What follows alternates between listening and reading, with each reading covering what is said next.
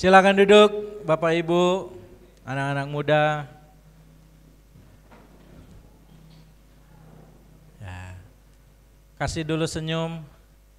Ya, senyum itu bikin sehat ya. Kalau sering-sering senyum makin sehat. Ya. Hah? Ada yang lagi stres? Ya. Hari ini Roh Allah bekerja di antara kita. Semua yang stres akan pulang dengan sukacita. Saya masuk kepada firman Tuhan yang akan saya sampaikan hari ini. Topiknya masih tentang membangun rumah Tuhan. Kalau minggu lalu saya menyampaikan tentang betapa pentingnya, betapa urgennya umat-umat Tuhan membangun rumahnya, maka hari ini saya akan menyampaikan campur tangan Allah dalam pembangunan rumahnya. Jadi Allah yang kita sembah, yang memerintahkan orang Yahudi yang pulang dari pembuangan untuk membangun rumah Tuhan, bukan sekedar Allah yang perintah-perintah saja, tetapi waktu dia memerintahkan, dia juga intervensi. Dia juga campur tangan untuk menolong umat-umatnya. Dan itu juga yang saya percaya sebagai gembala jemaat di tempat ini. Ketika Tuhan kasih sign untuk kita mulai, tentu saja melalui kami gembala. Untuk kita mulai membeli tanah supaya selanjutnya kita membangun rumah Tuhan. Saya percaya Tuhan bukan sekedar perintah, tapi Dia Tuhan yang campur tangan. Dia Tuhan yang mau intervensi untuk apa yang akan kita lakukan. Sama-sama kita katakan amin. Saya mengajak kita semua berdiri. Kita akan baca beberapa ayat dalam Hagai pasal yang pertama. Lihat saja ke depan sebab ayatnya loncat-loncat. Hagai pasal yang pertama, kita akan baca mulai dari ayat yang 1. Dalam hitungan yang ketiga, 1, 2, 3. Pada tahun yang kedua, zaman Raja Darius mana? Darius I Longimanus yang tadi saya sampaikan. Oke, lanjut.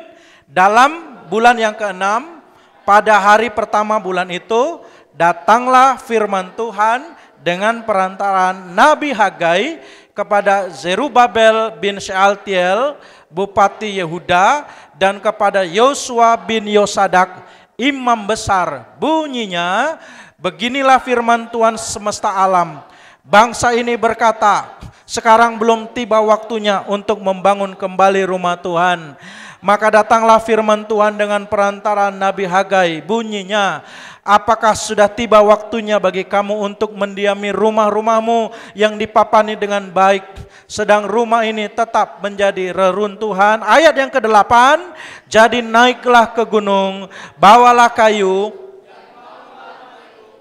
maka aku akan berkenan kepadanya dan akan menyatakan kemuliaanku di situ, firman Tuhan. Loncat ayat 12, lalu Zerubabel bin Shealtiel dan Yosua bin Yosadak imam besar dan selebihnya dari bangsa itu mendengarkan suara Tuhan Allah mereka dan juga perkataan Nabi Hagai sesuai dengan apa yang disuruhkan kepadanya oleh Tuhan Allah mereka. Lalu takutlah bangsa itu kepada Tuhan. 13, maka berkatalah Hagai utusan Tuhan itu menurut pesan Tuhan kepada bangsa itu, demikian, aku ini menyertai kamu. Demikianlah firman Tuhan. Ayat 14, Tuhan menggerakkan semangat Zerubabel bin Shealtiel Bupati Yehuda dan semangat Yosua bin Yosadak imam besar dan semangat selebihnya dari bangsa itu. Maka datanglah mereka lalu melakukan pekerjaan pembangunan rumah Tuhan semesta alam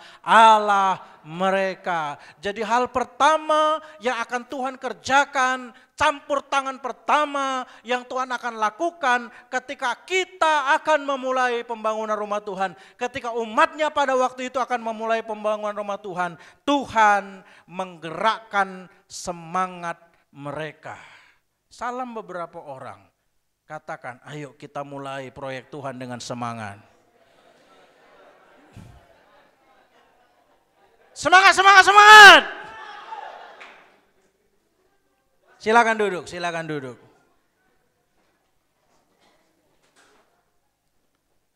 Ketika Tuhan akan mulai pembaruan rohani, Tuhan menggerakkan hati umatnya, dan ini satu intervensi yang dibuat dari dalam. Ini dorongan internal, bukan dari luar.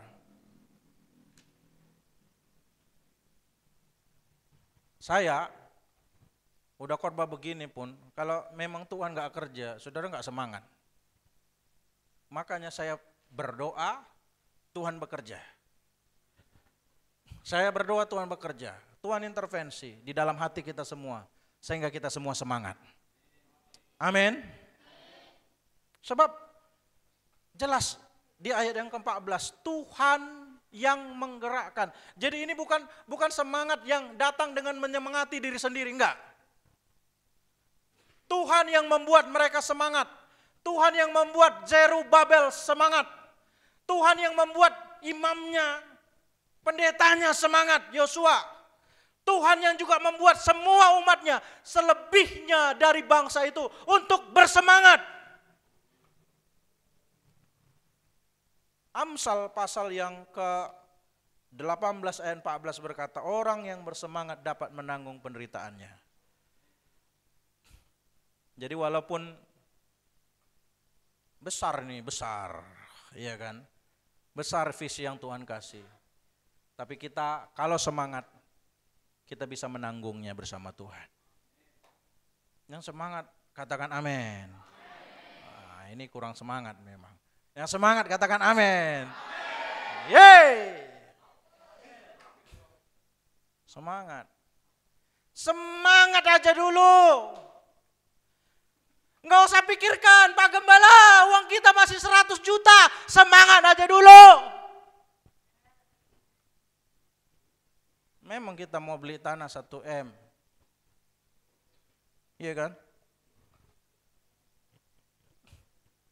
Yang penting di sini semangat dulu. Berilah diri kita untuk disemangati oleh Roh Kudus.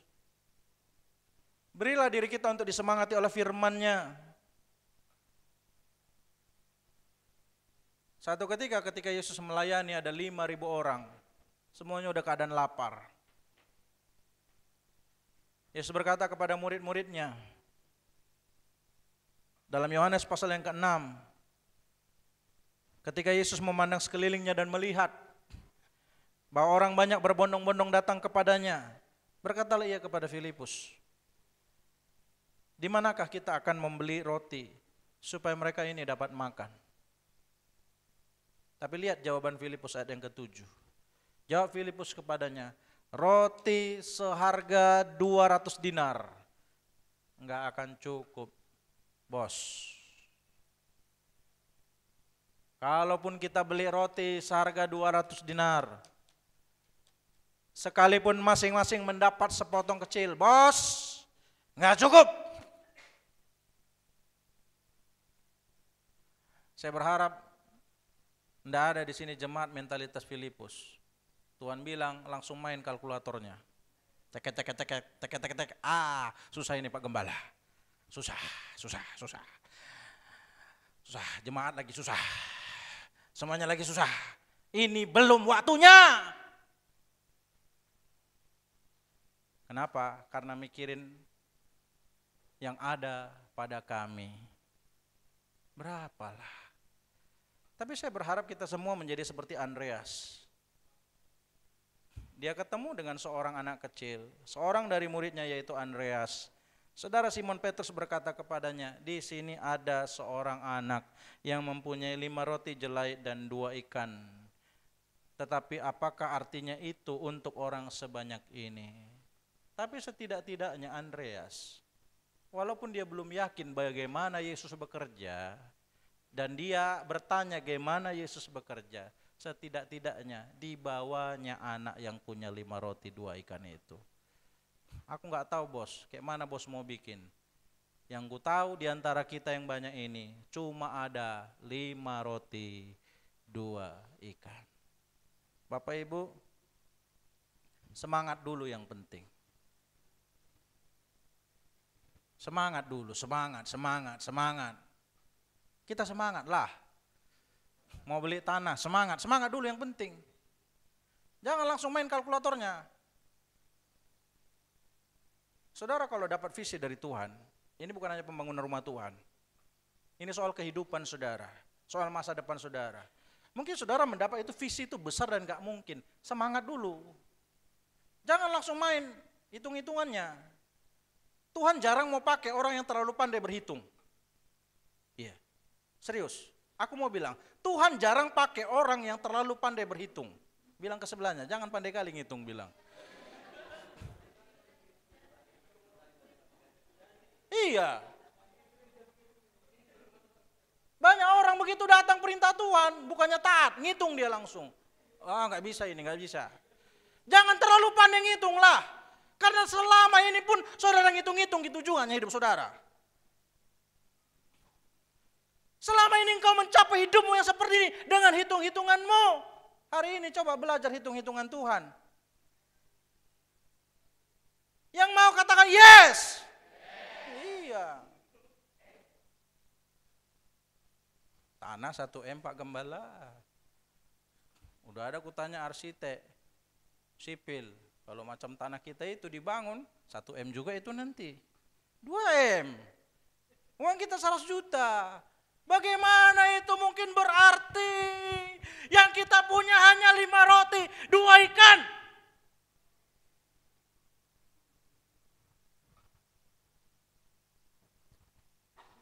Ingat janda Sarfat. Segenggam tepung dalam tempayan, sedikit minyak dalam buli-buli. Tapi bagaimana itu bisa berarti untuk menjamin kehidupan di masa kelaparan selama sekitar 2 tahun lebih. Sebab setahun udah di tepi sungai Kerit.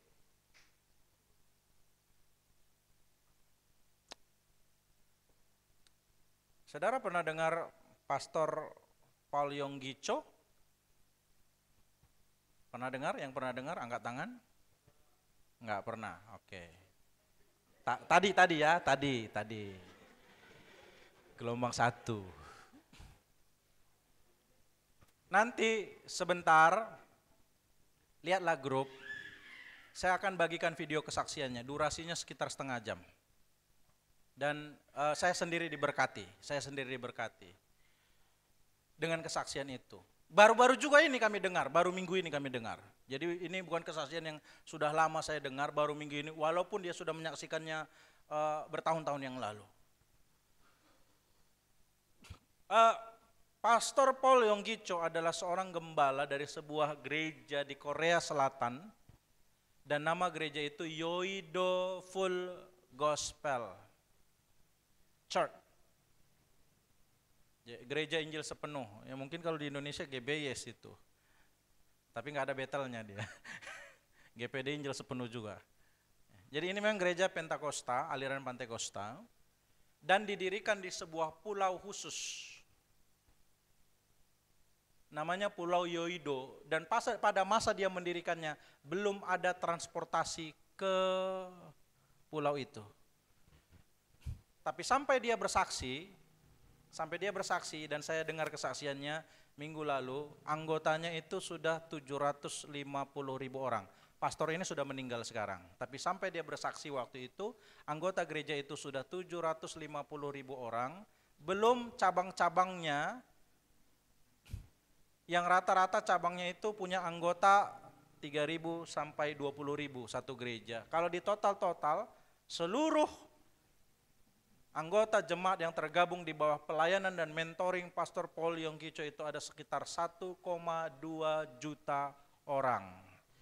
Dan pada masa itu menjadi gereja dengan bangunan dan anggota terbanyak di dunia. Sekarang di Afrika gereja terbesar. Tapi pada masa itu di Korea Selatan di bawah pengembalaan Pastor Paul Yonggi Cho. Dia memulai pelayanannya, tapi tahukah saudara, awal dia mulai pelayanan mungkin kita nggak nyangka. Dia mulai dengan 5 orang. Dalam hatiku kalau Paul Yonggi Cho bisa, aku pun bisa. Ini namanya semangat. Amin. Dia mulai dari 5 kok. Mulai dari 5 orang. Tapi saya melompat waktu dulu, nanti kisahnya saya ceritakan di poin kedua, kisah dari 5 jemaat. Saya melompat dulu, waktu itu dia sudah melayani di sebuah gereja, lalu Tuhan suruh rintis gereja baru, ini yang mulai dari 5 orang, di pelayanan kedua, dan waktu itu pelayanan kedua ini sudah beranggota 10.000 orang.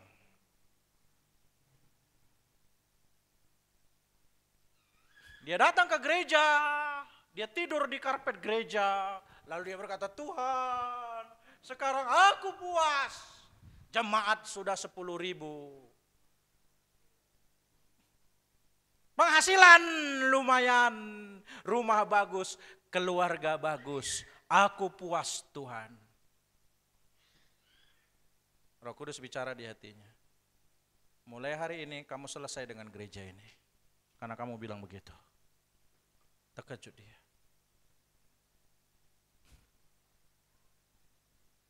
Maksudnya,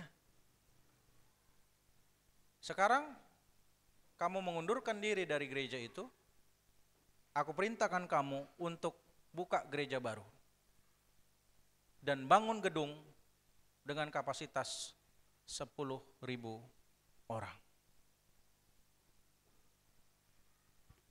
Ibarat ngisi bensin dari nol ya Pak ya.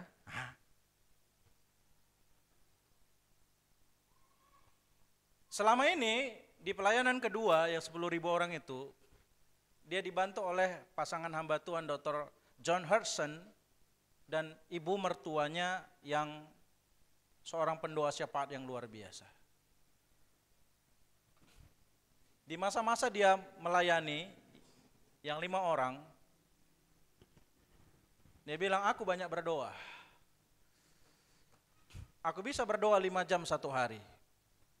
Tapi bukan karena aku manusia yang terlalu rohani atau suka berdoa. Sebenarnya aku gak suka berdoa. Tapi masalahnya aku gak punya kerjaan lain. Jadi daripada gak punya kerjaan, aku berdoa. Lagi pula aku punya 2 prinsip. Pertama, takut sama Tuhan. Yang kedua, takut sama mertua. Kenapa? Karena mertuanya seorang yang ekstrim. Kalau nggak doa dia, disiramnya Yongkicho. Doa kau katanya. Jadi daripada disiram, berdoa dia. Jadi awalnya dia bukan orang yang suka berdoa. Enggak. Kenapa kok bisa berdoa 5 jam satu hari? Bukan orang yang suka berdoa tadinya. Tapi di bawah tekanan Roh Kudus dia berdoa. Kita loncat ke 10.000 tadi. Tuhan, bagaimana? Kenapa Engkau suruh aku tinggalkan pelayanan yang pertama dan yang kedua dan buka gereja yang baru, sementara di 2 pelayanan itu aku sudah banyak menderita? Tuhan bilang sama dia, aku Tuhan yang berdaulat, jangan banyak membantah, taat saja.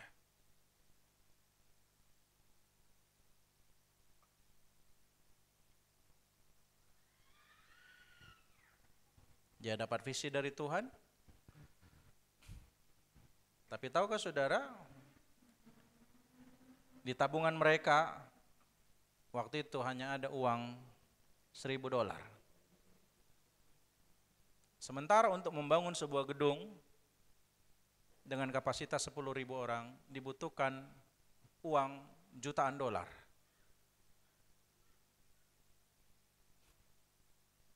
$1.000. Sekarang saudara bandingkan uang 1.000 dengan uang 50 juta. Itu seperti 5 roti, 2 ikan untuk 5.000 orang. Nggak ada artinya. Tapi semangat aja dulu. Bilang lagi, semangat aja dulu. Iya, semangat aja dulu.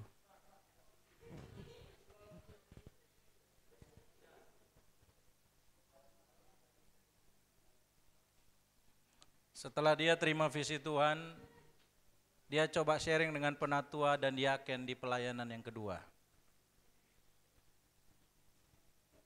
Tapi waktu dia sharing begitu, Dalam waktu lama nggak ada yang bicara, mereka hanya duduk, diam, nggak bilang apa-apa.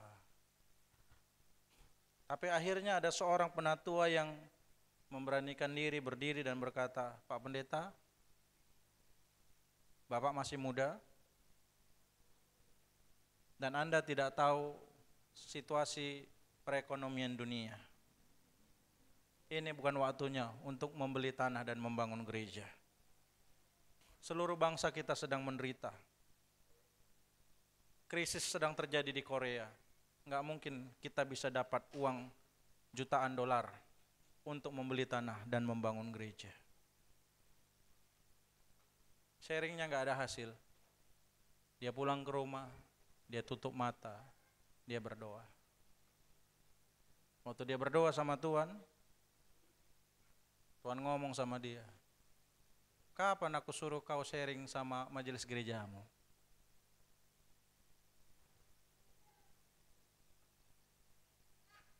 Kalau aku bicara, kamu harus taat. Itu saja yang harus kamu lakukan.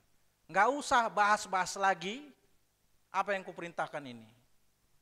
Lakukan saja dan bangunlah gereja itu.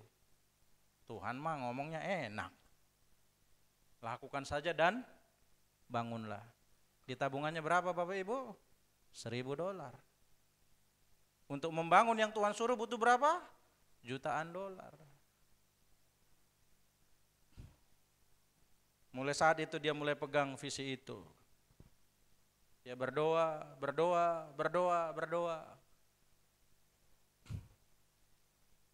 Tapi waktu dia buka mata, dia mulai takut. Lalu dia doa lagi. Sampai satu hari Tuhan memberikan iman di dalam hatinya. Dan itu adalah iman yang besar. Lalu dia pergi ke Pulau Yoido. Dia berhutang ke bank. Dia beli tanah.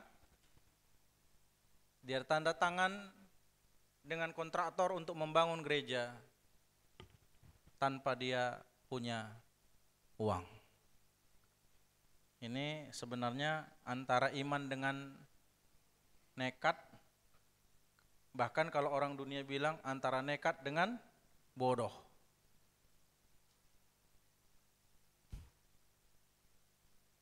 Kalau dari sisi orang percaya namanya iman. Tapi dari sisi tukang kalkulator yang jago ngitung, ini namanya bodoh. Tergantung sih. Saya nggak tahu, ada nggak yang merasa Pak Gembala ini bodoh? Nggak apa-apa lah, nggak apa-apa.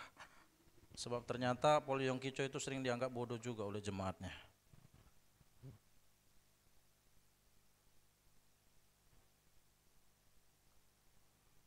Di masa-masa itu dia banyak berdoa.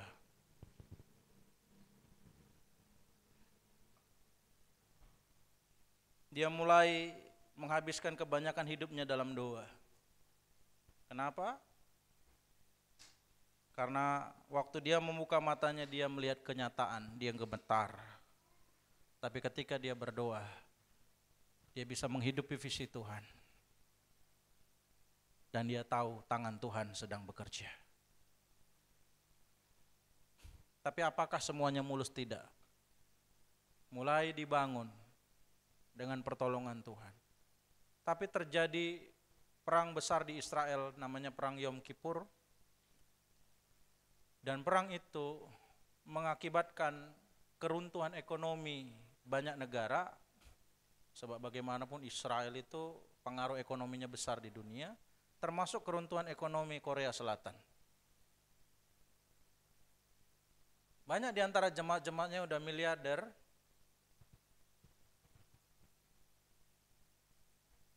usahanya tutup. Mereka mulai hilang pekerjaan. Bank gak mau lagi kasih kredit.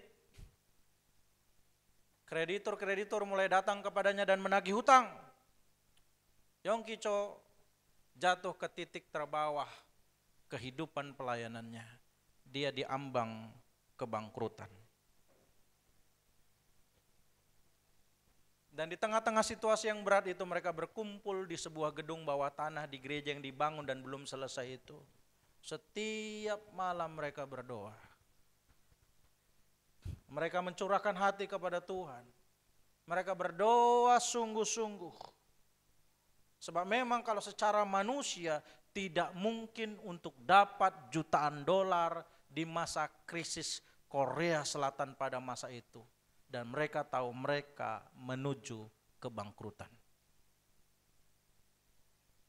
Tapi di suatu hari yang dingin, berkumpullah 2.000 orang jemaat berdoa. Di gedung bawah tanah yang belum selesai itu.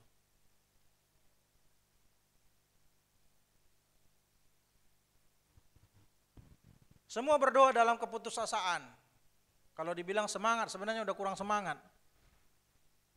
Sebenarnya karena nggak ada lagi cara lain, nggak ada lagi tindakan lain yang bisa dilakukan selain berdoa, minta tolong sama Tuhan, Tuhan tolong kami. Tapi doanya pun sebenarnya sudah hilang harapan.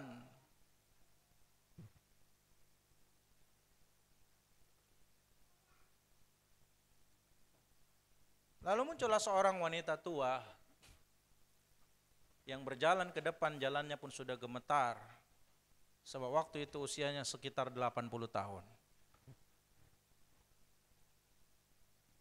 Dia datang ke altar, lalu dia berkata kepada Pastor Cho, Pastor, tolong berikan mikrofonmu kepadaku. Pastor Cho berpikir perempuan ini sudah pikun. Lalu dia berkata dengan lembut, Ibu, turunlah. Duduklah di sana, sebelah sana. Dalam hatinya, jangan tambahin lagi pikiranku. Udah terlalu banyak masalahku, enggak sanggup lagi aku ngurusin kau. Duduklah. Tapi perempuan itu mulai menangis.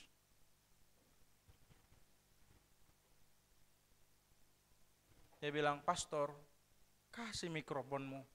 Ada yang mau aku sampaikan 5 menit saja. Dan karena permintaan yang terus menerus akhirnya supaya diam aja perempuan ini. Ya udah, 5 menit ya, dia kasih mic-nya.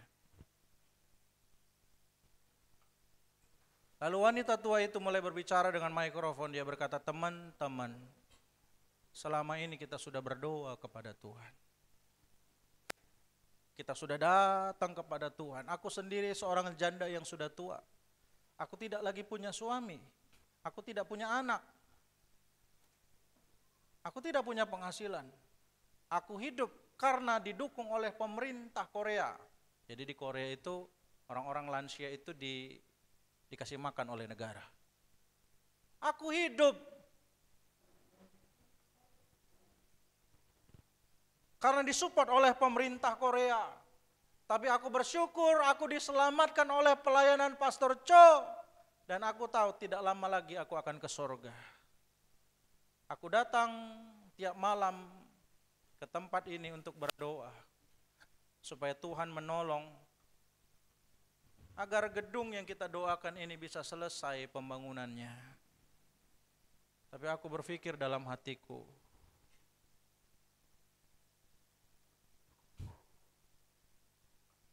aku teringat kepada seorang bocah yang punya 5 roti dan 2 ikan. Teman-teman, kita harus bawa 5 roti 2 ikan kita. Bawa itu kepada Tuhan, barulah kita berdoa. Sebab tanpa pengorbanan, doa kita yang kita lakukan selama ini tidak ada maknanya. Bawa 5 roti 2 ikanmu, barulah berdoa.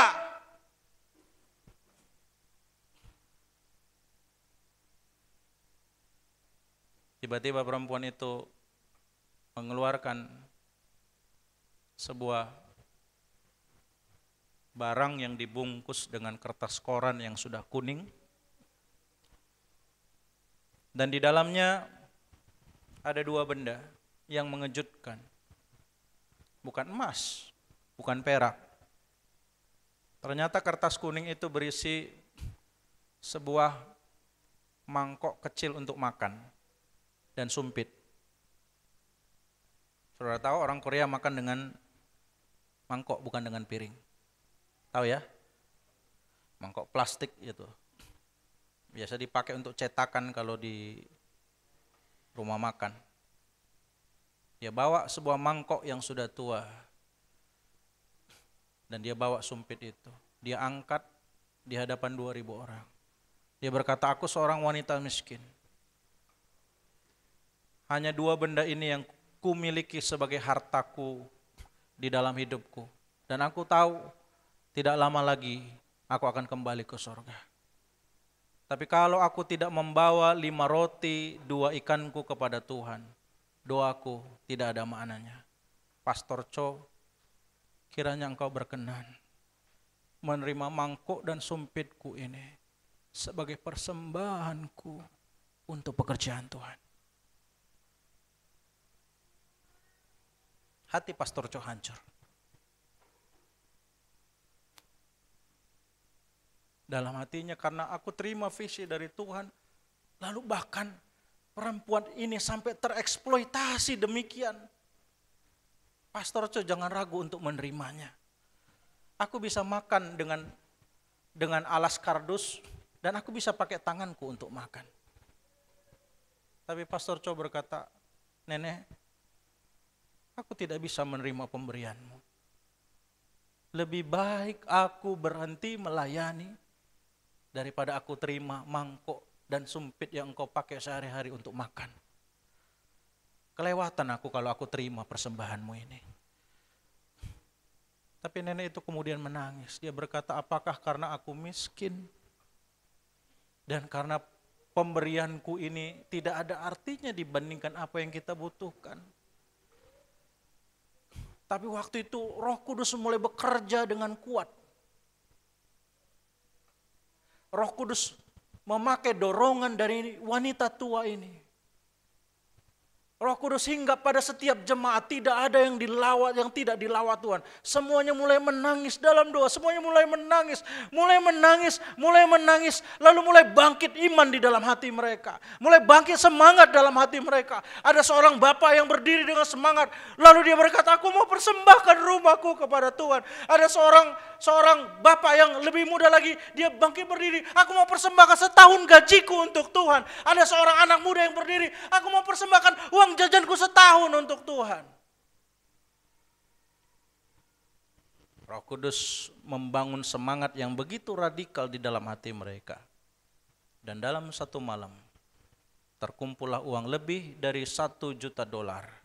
Dan dengan itu diselesaikanlah pembangunan gedung 10.000 jemaat tersebut. 5 roti 2 ikan bicara hal yang mungkin tidak terlalu berarti bagi kebutuhan yang lebih besar, tapi bagi kita itu sangat berarti.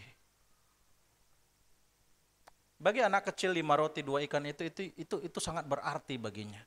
Sebab kalau dia kasih itu dan kalau tidak terjadi mujizat, artinya dia juga akan mengalami kelaparan sama seperti 5.000 orang yang lain juga kelaparan. Nggak ada artinya dibandingkan 5.000 orang, tapi bagi anak kecil 5 roti 2 ikan itu sangat berarti.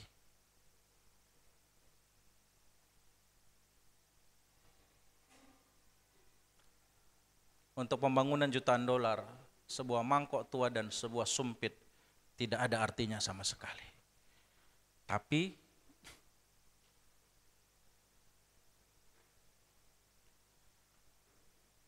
bagi perempuan tua itu yang tidak memikirkan dia harus makan apa sebab dia dipelihara oleh pemerintah, yang dia pikirkan adalah aku makan pakai apa. Dia tidak memikirkan apa yang aku akan makan, yang dia pikirkan aku makan pakai apa. Bagi orang ini tidak ada nilainya, tapi baginya mangkok dan sumpit itu adalah yang paling berharga di dalam hidupnya. Jemaat Tuhan, mari dengan semangat bawa 5 roti 2 ikanmu kepada Tuhan. Kami juga akan persembahkan apa yang berharga bagi kami kepada Tuhan. Saya berdoa Tuhan akan menggerakkan semangat di dalam hati kita. Saya berdoa muncullah mentalitas Andreas, bukan Filipus yang cuma jago hitung-hitung aja. Tuhan tidak menuntut apa yang tidak ada pada kita. Tapi kalau engkau punya 5 roti 2 ikan, kalau engkau punya segenggam tepung dalam tempayan, engkau punya sedikit minyak dalam buli-buli, maukah engkau memberikannya untuk pekerjaan Tuhan? Mungkin tidak berarti. Mungkin enggak berarti dibanding 1 M yang kita butuhkan. Tapi di tangan Tuhan 5 roti 2 ikan bisa bernilai luar biasa. Di tangan Tuhan 5 roti 2 ikan melahirkan mujizat yang luar biasa. Kita akan lihat bagaimana Tuhan akan bekerja melalui 5 roti 2 ikan yang saudara berikan kepada Tuhan. Saya ajak kita berdiri lagi, kita baca bagian berikutnya, Hagai pasal yang kedua.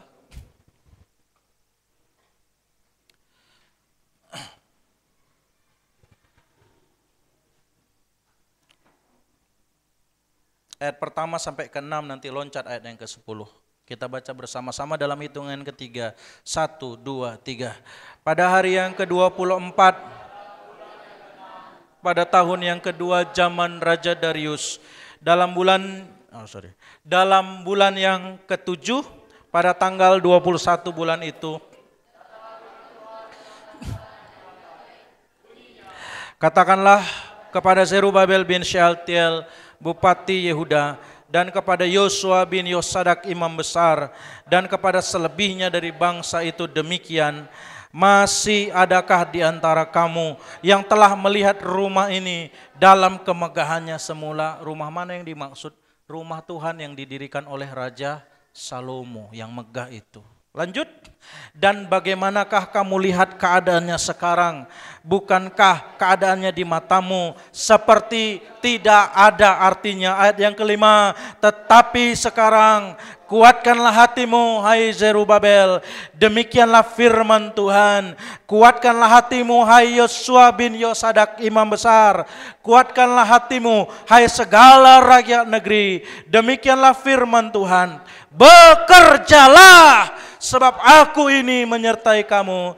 Demikianlah firman Tuhan semesta alam, sesuai dengan janji yang telah kuikat dengan kamu pada waktu kamu keluar dari Mesir, dan rohku tetap tinggal di tengah-tengahmu. Janganlah takut. Ayat yang ke-10, adapun rumah ini kemegahannya dan yang kemudian akan melebihi kemegahannya yang semula. Firman Tuhan semesta alam, dan di tempat ini aku akan memberi damai sejahtera. Demikianlah firman Tuhan. Terima kasih, silakan duduk. Faktanya, nubuatan ini penggenapannya bukan fisik. Kenapa? Sebab bait suci yang dibangun oleh Zerubabel dan teman-teman tidak bisa dibandingkan dengan kemegahan bait suci Salomo yang dari emas. Jauh lebih rendah nilainya, kualitasnya, perbandingannya. Tetapi kenapa ayat ini berkata kemegahan bait suci yang kemudian ini akan melebihi kemegahan yang semula? Megahnya karena akhirnya di masa kerajaan Romawi, bait suci ini akan dimasuki oleh Sang Mesias, Sang Juru Selamat, untuk mengajar, untuk menyampaikan firman Tuhan. Bahkan kalau kita membaca catatan Injil-Injil, 2 kali Yesus membersihkan rumah Allah dari pedagang-pedagang yang mencemari bait suci. Rumahku akan disebut rumah doa, tapi kamu mencemarinya, kamu menjadikannya sarang penyamun. Bait suci yang mana itu? Bait suci yang dibangun oleh Zerubabel, yang nanti pada masa Raja Herodes dipugar, diperbaiki. Sehingga rumah suci itu boleh berbangga, sebab Tuhan semesta alam sering masuk ke dalamnya untuk mengajar orang-orang Israel. Akan ada damai sejahtera di sana. Apa yang saya mau sampaikan? Hal yang kedua, waktu Tuhan mendorong umatnya untuk melakukan sesuatu, sebenarnya dia sedang memberi visi, tapi visi itu tidak boleh dibiarkan saja, visi itu harus didoakan, supaya lahirlah iman yang sepadan dengan visi yang Tuhan berikan. Iman, kalau Tuhan kasih janji 10 kepada saudara, dengan Tuhan kasih janji 10.000 kepada saudara, iman yang dibutuhkan untuk 10 jauh lebih kecil dari iman yang dibutuhkan untuk memperoleh 10.000. Waktu Tuhan memberi visi untuk membangun rumah Tuhan, maka Tuhan juga memberikan iman. Rohnya mengerjakan iman. Itu sebabnya di ayat yang kelima dikatakan, kuatkanlah hatimu Zerubabel. Kuatkanlah hatimu hai Yosua bin Yosadak. Kuatkanlah hatimu hai segala rakyat negeri. Belajarlah untuk percaya.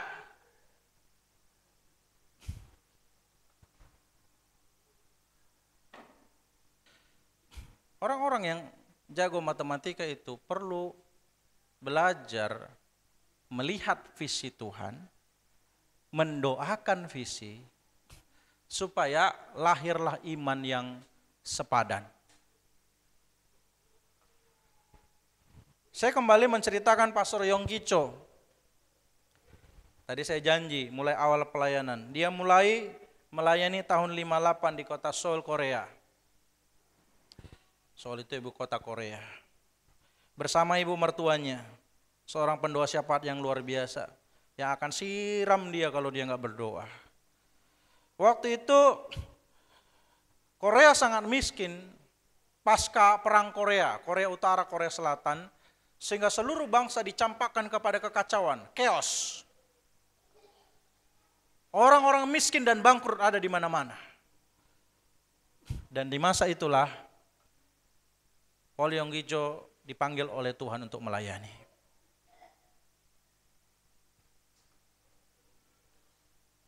Tahu saudara, awal pelayanannya dia tidak punya gedung. Kita lumayan, sudah ada tempat seperti ini. Dia mulai dengan mendirikan sebuah tenda biru yang sudah tua, sudah bocor-bocor. Dan dia mulai berkhotbah dan melayani 5 orang. Makanya dia bilang, aku nggak ada kerjaan, mau besuk cuma 5 orang yang dibesuk. Mau dilayani cuma 5 orang. Akhirnya 5 jam satu hari dia berdoa. Dalam hatinya dia punya kerinduan besar. Dia bilang sama Tuhan begini, Tuhan, kalau Tuhan kasih aku 300 jemaat, maka aku akan puas dan tidak akan pernah mengeluh sama Tuhan sampai aku mati. Kecil ya visinya ya. Ini gembala dengan visi yang tadinya visi kecil sekali. Tuhan, kalau Tuhan kasih aku 300 anggota jemaat yang kulayani, aku sudah puas sampai mati, aku tidak akan mengeluh.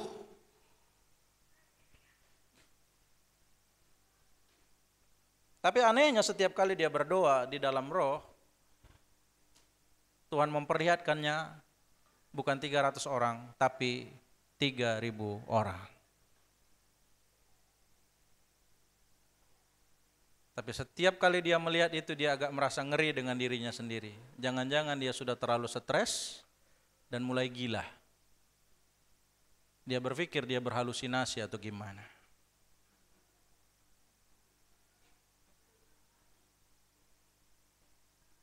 Waktu berdoa, menyembah, Tuhan perlihatkan, berkhotbah di depan 3.000. Waktu buka mata, 5.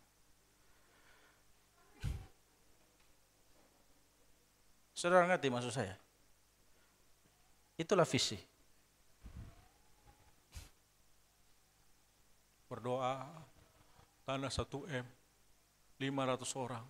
Waktu buka mata, 30.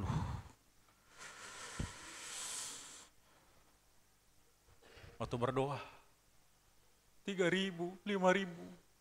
Waktu buka mata, Total gelombang cuma 80.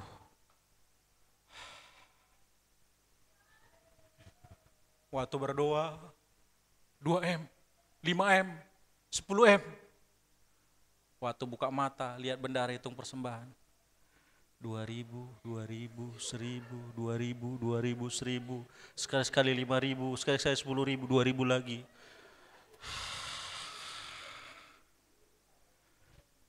Makanya memang pendeta harus banyak-banyak tutup mata, jangan buka mata. Kalau buka mata stres. Gimana dengan kehidupan saudara? Pernahkah Tuhan kasih visi besar, lihat kenyataan?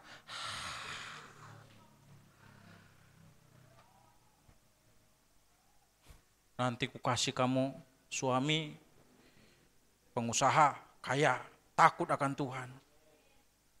Buka mata, kawan semua udah punya kawan, aku gak punya kawan.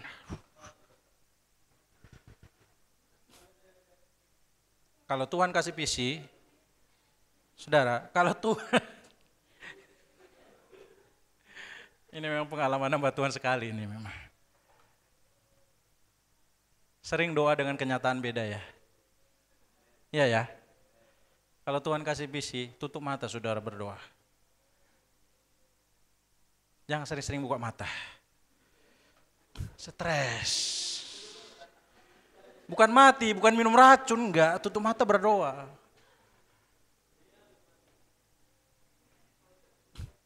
Ya, Pak Queen, kalau Tuhan kasih visi, banyak-banyak tutup mata, Pak. Kalau Bapak buka mata, aduh jualan enggak laku. Stres. Bapak Ibu Sinaga, ya kan? Pak Ibu Sihombing, Pak Ibu Gultom, Pak Ibu Andini, Bapak Ibu Simangunsong. Kalau Tuhan kasih visi, ya kan? Banyak-banyak tutup mata.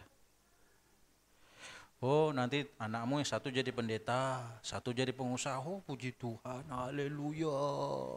Oh, ini nanti jadi dokter, haleluya, Tuhan hebat. Buka mata, suruh cuci piring aja susah. Aduh, Tuhan. Nangis kita kalau buka mata, udah tutup mata aja lah kita nangis-nangis sama Tuhan.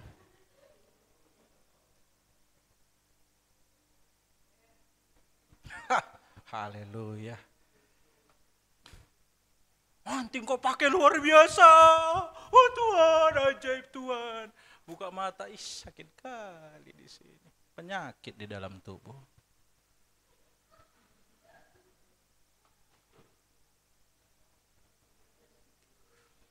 Tuhan terima kasih, nanti aku jadi ibu asuh, ada panti asuhan, ada panti jompo. Buka mata.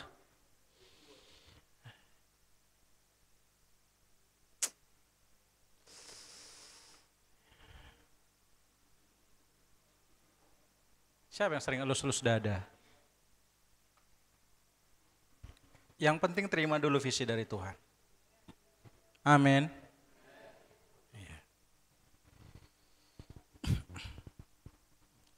Tapi akhirnya karena dia sering-sering tutup mata. Bukan tidur, Noel.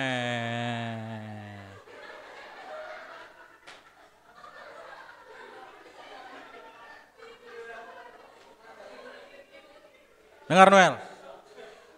Dengar Noel. Tuhan kasih visi jadi hamba Tuhan memenangkan banyak orang India. Itu kalau berdoa, tutup mata, kalau tutup mata, kuat.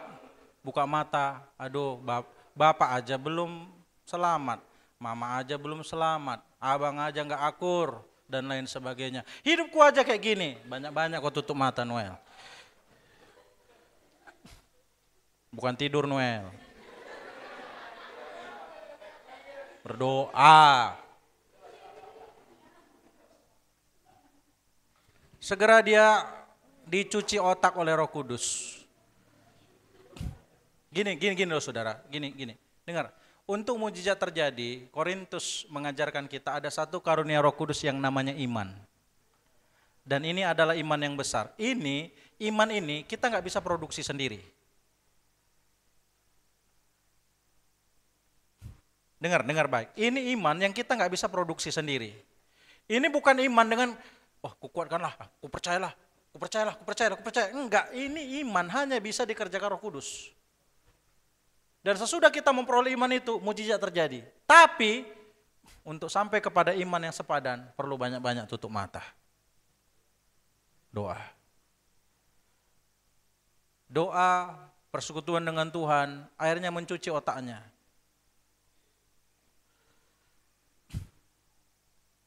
Sering yang cuci otak kita itu kata orang. Sering yang mencuci otak kita itu situasi kita. Sering yang mencuci otak kita itu kondisi kita, ekonomi kita, penyakit kita, kelemahan-kelemahan kita, ketidakmampuan kita, ketidakberdayaan kita. Biar Roh Kudus yang cuci otak kita. Konflik-konflik kita, kesakitan kita, biar Roh Kudus yang cuci kita dengan visinya. Doa. Sampai nanti satu titik Tuhan melahirkan iman yang sepadan dengan visi itu.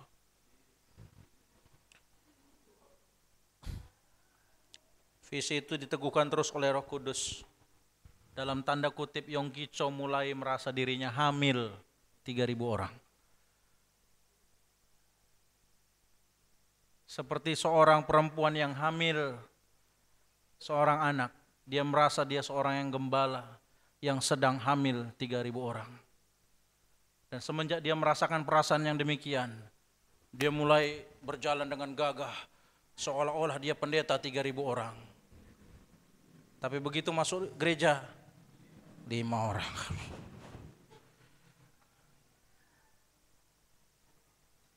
Satu ketika dengan semangat dia khotbah. Dia teriak-teriak seolah-olah dia sedang berkhotbah kepada 3.000 orang. Sampai jemaatnya semua tutup telinga. Pelan-pelan suaranya, pastor. Kuat kali suaramu. Cuma 5 orangnya kami yang dengar di sini. Enggak, aku sedang berkhotbah kepada 3.000 orang. Jemaatnya ketawa, berpikir dia bercanda. Padahal itu sesuatu yang dikerjakan Roh Kudus di dalam jiwanya. Karena dia sudah menerima visi 3.000 orang.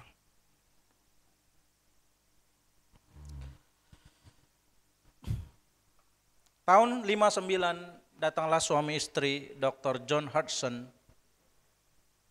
Dan tahun 61 Tuhan memakai John Hudson sekeluarga. Mereka pergi ke Amerika dan pulang-pulang ke Korea. Mereka bawa banyak uang. Jadi Yonggi Cho nggak punya uang. Tapi Tuhan punya. John Hudson bawa banyak uang untuk beli tanah dan bangun gereja. Dan tahun 64 gedung itu selesai dan Tuhan menggenapi visinya. Gedung itu berisi 3.000 jemaat. Kita berikan kemuliaan begitu. Dalam sepanjang pelayanannya Yonggi Cho kasih testimoni. Pertama-tama Tuhan selalu meletakkan visi dan mimpi di dalam jiwaku. Setelah itu baru Tuhan memberikan iman yang sepadan untuk visi yang Tuhan berikan. Jadi terima dulu visinya. Mungkin ada yang nanya, kemarin saya terangin sih ibadah doa. Gimana Pak Gembala, saya terima visi Tuhan. Visi Tuhan tidak didapat dengan menghayal. Visi Tuhan itu didapat melalui persekutuan dengan Tuhan. Tuhan bergaul karib dengan orang yang takut akan Dia dan perjanjiannya diberitahukannya kepada mereka. Waktu kita berdoa, Tuhan bergaul karib. Waktu kita nyetir, nyembah Tuhan, Tuhan kasih visi. Kadang-kadang, maaf ya Bapak Ibu, waktu jongkok gini, bisa Tuhan kasih visi. Tapi jongkok bukan sambil melamun, sambil memikirkan Tuhan, memikirkan pekerjaannya, memikirkan kerajaannya, memikirkan kepentingannya. Tuhan bisa kasih visi di dalam hatimu. Dan itu saya gambarkan hari Jumat kemarin seperti sesuatu yang ngeklik gitu loh. Itu rasanya agak beda. dengan hanya sekedar angan-angan.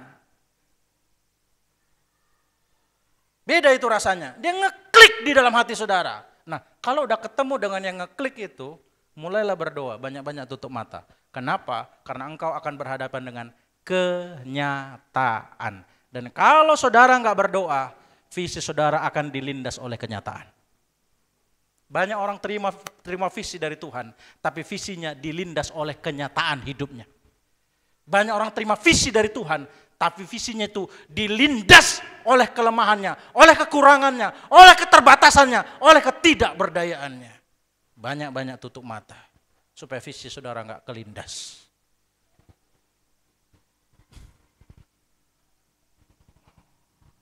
Segera visi itu menghasilkan iman yang sebanding. Dia dapat 3.000 jiwa. Satu ketika dia berdoa, Tuhan kasih, Tuhan upgrade visinya. Yang hijau, angkatlah wajahmu, lihatlah ke timur, ke barat, ke utara, ke selatan. Kalau engkau bisa melihat 6.000 orang, aku akan memberikannya kepadamu. 6.000 anggota jemaat. Jadi dia menerima visi itu, siklusnya dimulai lagi. Dia berdoa dan tidak lama kemudian Tuhan berikan iman yang sebanding. Dan beberapa tahun kemudian anggotanya 6.000 orang. Tuhan kasih visi lagi 10.000, bertambah lagi 10.000. Nah, waktu 10.000 itulah yang saya cerita tadi. Dia pergi ke gereja, Tuhan aku puas. Akhirnya Tuhan bilang apa? Kau selesai dengan gereja ini. Cukup kau dengan gereja ini. Mulai dari nol lagi. Bangun gereja, gedung 10.000.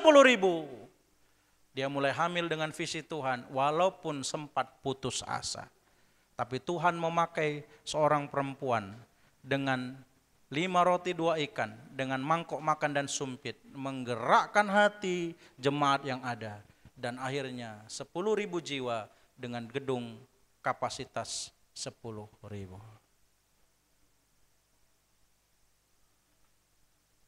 Setelah itu Tuhan kasih dia visi 30.000. Sekarang dia sudah mulai berlatih, percaya, dia berdoa, sampai dia dapat iman yang sepadan, dia hamil 30.000 orang, hadir 30.000 orang. Tuhan kasih 50.000, dia berdoa, muncul imannya untuk 50.000, dia hamil 50.000 orang, beberapa tahun kemudian jemaatnya 50.000. Satu ketika dia pergi ke Australia dan mau pulang ke Korea. Lagi mogok di bandara, di banyak tempat, dan pesawat tidak terbang. Luntang-lantung dia di bandara. Lalu dia mulai baca firman Tuhan. Dia mulai berdoa.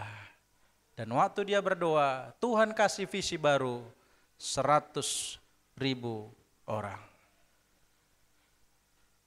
Pulang ke Korea, dia sharing sama penatua, sharing sama diaken, sharing sama majelis jemaat. Tuhan bilang kita harus membangun gereja 100.000 orang.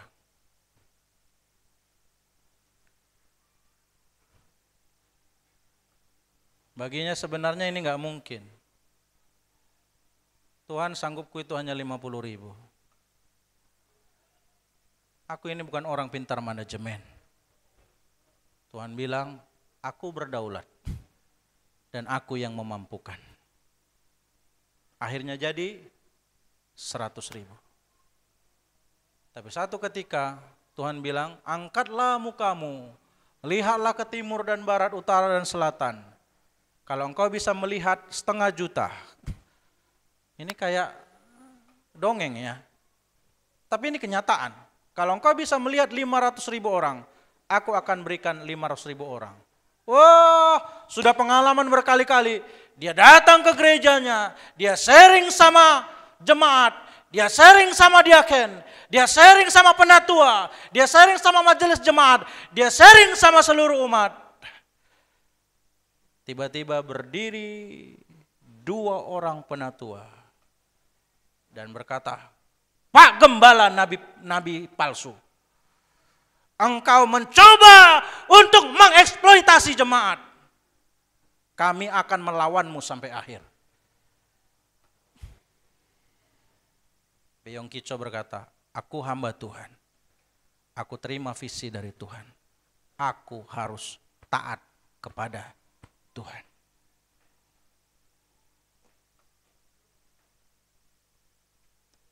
Dua orang penatua ini datangin jemaat-jemaat. Jangan kasih uangmu, jangan kasih uangmu. Udah nabi palsu itu. Uang kita ditarik terus, udah nabi palsu itu. Jangan kasih uangmu, jangan kasih uangmu. Tapi karena memang visi dari Tuhan, Tuhan kerjakan itu. Waktu dia buka mata, lihat orang-orang yang berontak. Tapi waktu dia tutup mata, ada kekuatan dari Tuhan. Waktu dia lihat buka mata, orang-orang nyendat nyumbangnya. Tapi waktu dia tutup mata, dia lihat tangan Tuhan turun dan bekerja. Akhirnya berdirilah gedung 500.000 orang. Dengan kapasitas 500.000 orang dan jemaat 500.000 orang. Terakhir di kesaksian itu, dia bilang jangan berpikir bahwa jadi pendeta 500.000 orang enak. Aku akhirnya mengabaikan keluargaku.